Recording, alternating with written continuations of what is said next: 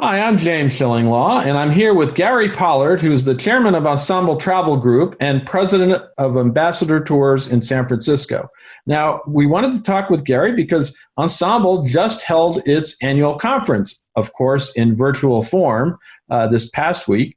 And we wanted to see how it went, as well as sort of get a sense of the state of Ensemble right now, and also get Gary's observations of the state of travel as well. So that's a lot, but we're going to try to get through this, and we're going to get Gary's answers to all my questions, right, Gary? Here on Insider Travel Report. Now, Gary, first of all, how are you and where are you?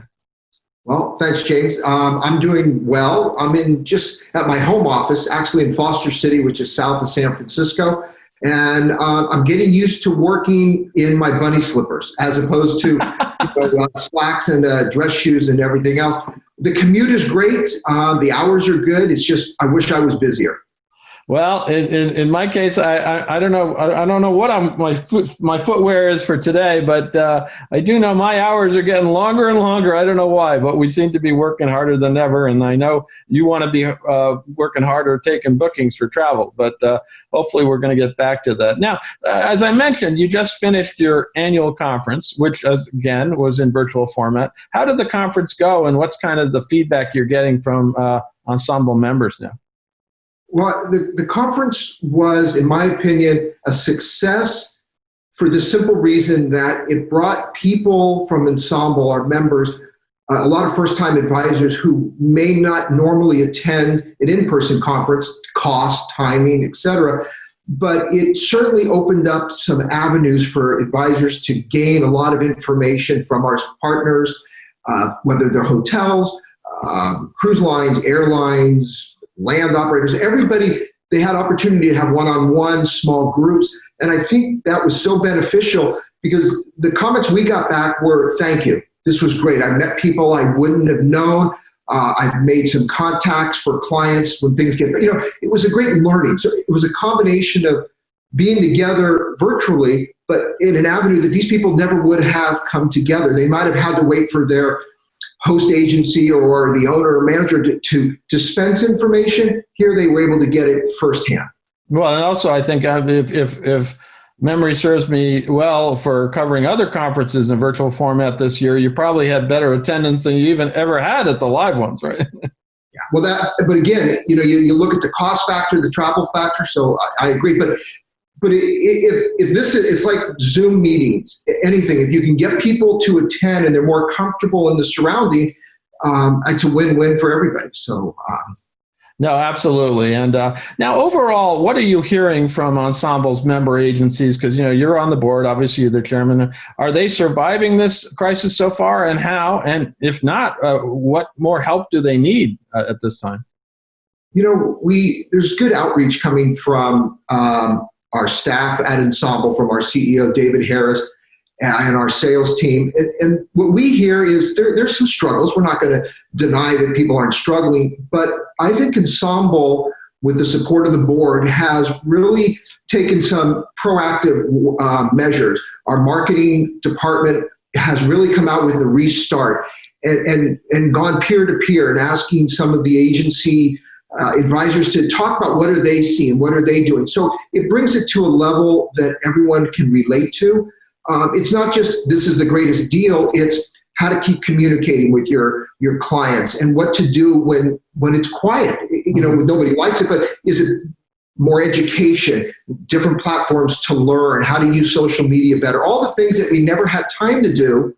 Unfortunately, now we have the time. Right. And Ensemble's been very good at pushing the envelope as this will make you more money. And advisors like that because that's what we're in this for. Not just we're in there to sell dreams, but we're also in here as a business to make money. And so from the marketing standpoint and other things of Ensemble that they're rolling out, I think we're going to see the advisors come out of this stronger and better. Those that are having a tough time maybe are just at the end of what they've been in a career, and maybe this is just the straw that broke the camel's back. Right. Sure. I was going to say our business, family business, almost 65 years. It's a struggle. And I tell you this, we never take one day for granted.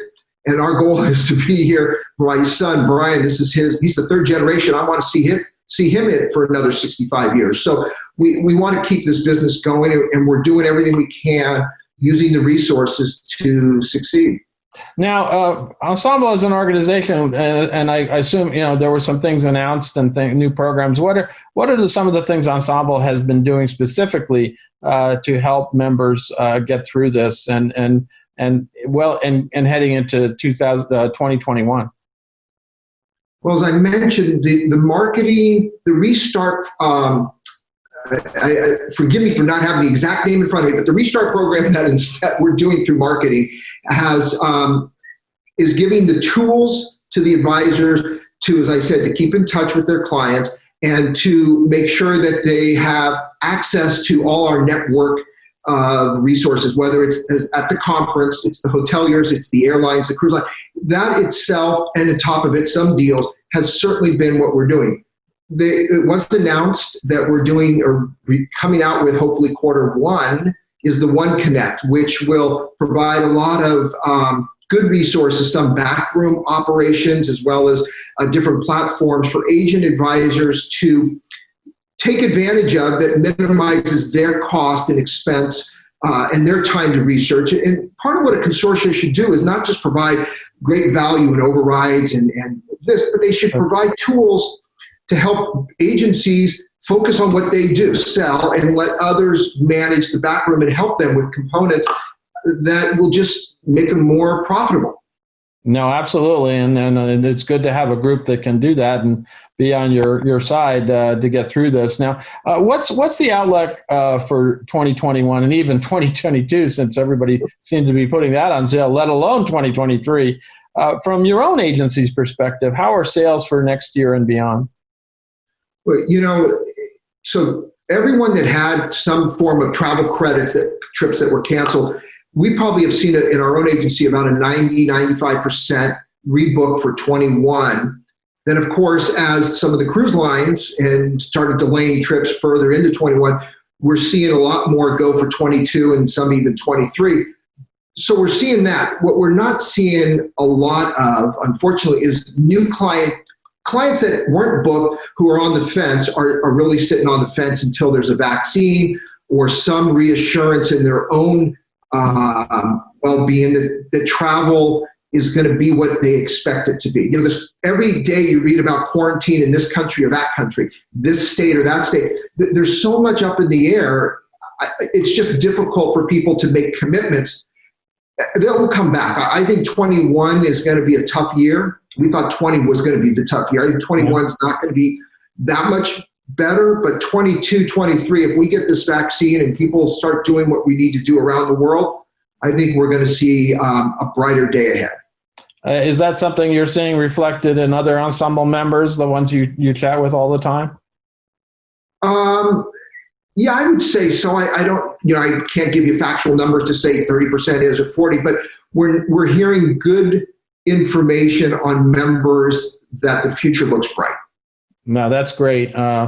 Just as you said, 2021 is going to be a challenging one as well. Although hopefully we'll see. And I always ask that question: is there light at the end of the tunnel? I gather we are seeing it, but it's still a long road ahead. Well, we got 20 was in the middle, and 21 looked really good. And then whether it's the CDC or other countries, as I mentioned, it seems to be that everybody that has control over travel, not the supplier, there's no common denominator. Every country seems to do something different within our own state. You can't travel between Canada and the U.S.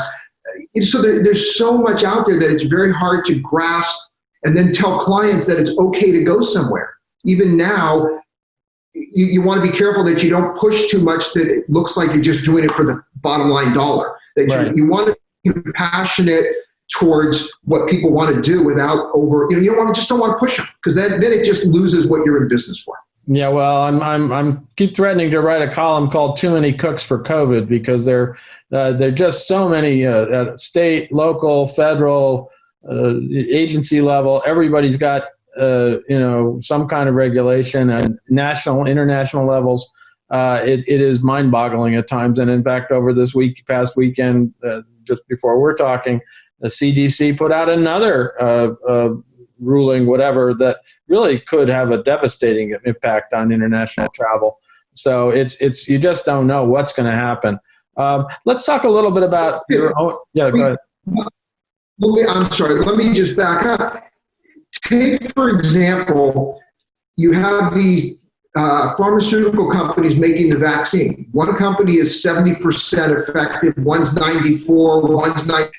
Right there in itself, you're going to have people going, well, which one do I want to take? If I only can get to the 70%, I'm going to wait for the 90. So, I mean, just back to that point, there's so much information, it's hard to decipher what should be. And then the clients are asking us, what should we do? You know, so not only are we a travel advisor, we're a doctor, so it's a challenge. No, and that's it. I mean, on the one hand, it's pros, once again, the value of travel advisors, but the amount of information that you have to have and go look for in terms of all these regulations and rules and quarantine stuff is just, it's getting out of hand at this point until we have sort of a national policy, if we do ever get one, but or until we have a vaccine. So that's the big, everyone's waiting for that, and hopefully that will come soon. Let's just talk about, well, in terms of segments, what is selling for next year? Are people buying cruises? Are they buying resorts, all-inclusives? What's going on? We've seen from our own agency, we've seen a slight shift in more domestic travel. Mm-hmm. It's funny. All the years we would tell a client, why don't you go see the Grand Canyon, Yellowstone, Washington, D.C., go to Philadelphia, see Liberty Bell. And then the answer was always, I'll do it next year, I'll do it later. And then they got too old. So now we're starting to see a shift where people are realizing there's so much to see within our own country. Right. Now is the time to do it. The crowds are not as bad. I just did a road trip, my wife and I. I'm doing a webinar for the Travel Institute on it next week. But so we're seeing a lot of domestic travel, both individual and with, looking ahead at tours. We are seeing the resorts, the Caribbean, some parts of Mexico, but it's very local. It's very controlled. So that seems to be more of the trend, which, look, if you look in the cruise business, they're bringing ships to Alaska. Everybody's coming back home because it's a controlled environment, but we just got to be able to get everybody to go either vaccine, or the ships have to have all the proper protocols in place, which I think they are. But here's the kicker to the cruises, I think. The news people outside of travel press have to start having a little bit more of an open mind and not just automatically cruises, or a petri dish. It's almost to the fact that they don't really understand that cruising, that as long as it's been around, has always had great protocols. And when something breaks out, they're first on it to control it. And so there's so many factors that we're fighting against. But when that happens, you'll see people start to branch out more. But right now, domestic travel seems to be the hot button.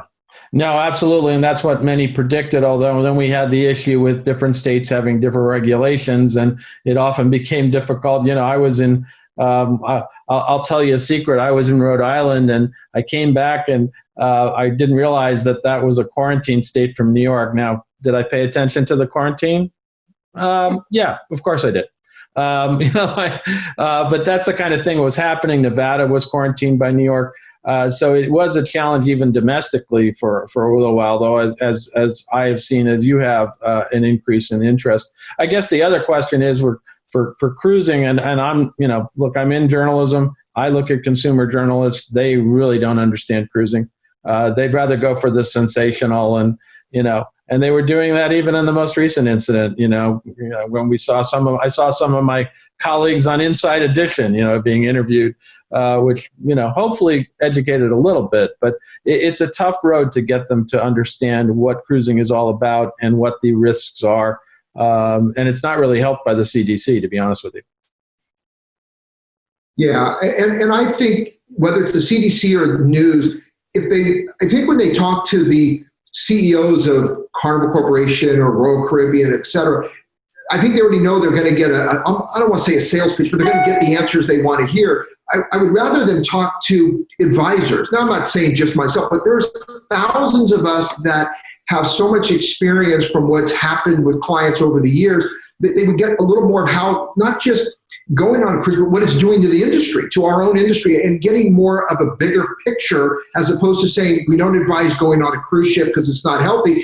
It's the wrong message. It's not even factual. I mean, I'm not going to complain about if you go on an airplane, something could happen in a hotel, but that's not sexy. To your point, the sensationalism is, I know nothing about cruises, so I'm going to talk about it as something happens, the world has come to an end. And it's a trickle down. But talk to those on the front line and let us share what really these lines do, that we're unbiased, and that's what I think they need to hear. Yeah, well, if we look back in history, they've always had a challenge with cruising, whether it's been a fire at sea or something that was really, it was a good, sexy story, and it's a lot easier to cover that kind of thing. But we'll see what happens with that one. Now, I wanted to get your perspective about what you're looking for from, say, the government to provide both ensemble agencies and individual travel advisors. Obviously, we're waiting for a possible new round of legislation. We're not sure when that's going to come. But is that something that's still needed? Yeah, I think any government assistance right now would be helpful. Ensemble is a North American corporation, more for our advisors and agency owners in helping to keep more employed. In the U.S., the challenge we had was the PPP program. Nobody knew the extent of how long this pandemic would last. And so when they came out with it, it was a 8 to 10 week window, and most people use that up. And so we're all patiently waiting for a new round of funding that we could apply for. But again, the trouble is, how much do you need if nobody's going to be at 6 or 7 months of no valuable income? Yeah. But yet the bills still need to be paid.